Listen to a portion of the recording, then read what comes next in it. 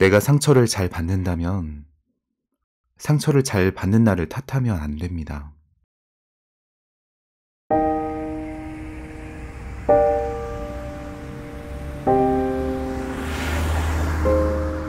사람마다 다르기에 누군가는 언어에 민감할 수도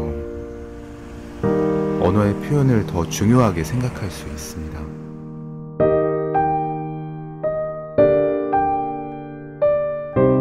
그리고 사람들의 말에 상처를 잘 받는 사람일수록 다른 사람에게 상처 주지 않는 말을 하기 위해 더 노력합니다.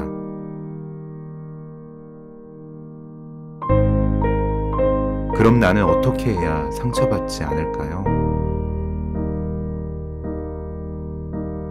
상처받기 전 표현하기와 상처받은 후 표현하기가 있습니다.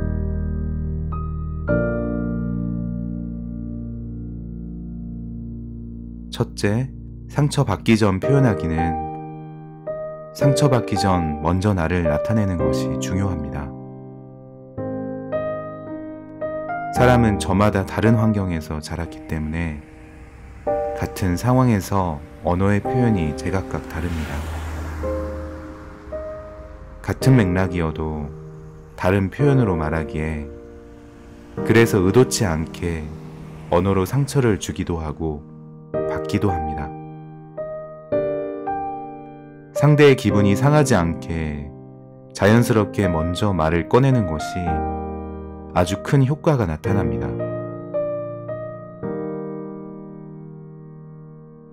나는 언어의 표현이 중요하다 생각하고 상처를 잘 받는 편이라고 말을 꺼내면 상대는 내가 나를 표현해서 말하지 않았을 때보다 훨씬 더 조심하게 됩니다.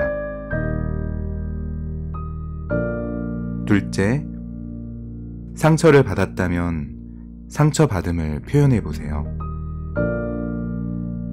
어떤 부분에서 상처가 되었고 조심해주면 좋겠다고 용기 내서 말해봅니다. 말해도 되는 것인지 생각할수록 헷갈리기에 내가 말해도 되는 관계라면 표현하는 것이 모든 오해의 해소가 됩니다. 말하지 않는다면 상대는 계속해서 멀어지고 나에게 같은 상처의 말을 계속하기 때문입니다.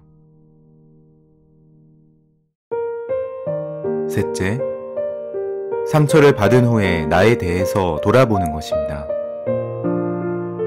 내가 왜 상처를 받았고 그 말에 대해 내가 생각하는 나의 문제는 무엇인지, 혹은 나도 나를 너무 미워하거나 나의 단점을 평소에 너무 많이 바라봐서 상대의 작은 말에도 마음이 흔들린 건 아닌지 스스로 자신을 돌아보고 스스로 해결 방안을 생각해 보는 것도 좋습니다.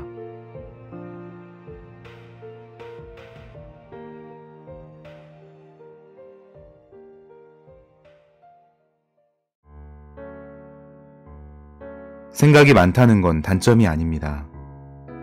하지만 생각을 해도 나아지는 것이 아니라 제자리에서 같은 생각만을 반복하는 건 단점이 됩니다. 같은 생각을 반복하는 이유는 그 상황을 자꾸 이해하려고 하기 때문입니다. 이해할 필요 없습니다. 마음이라는 감정은 논리적으로 이해가 되는 것이 아니기 때문입니다.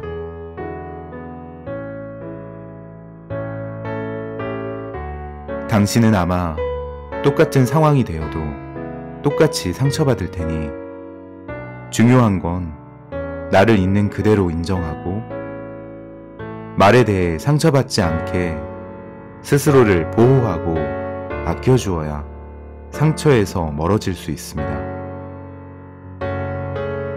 억지로 이해하고 참는다고 상처에서 멀어지는 것이 아니라 그건 상처에서 깊어지는 방법임을 기억해야 합니다.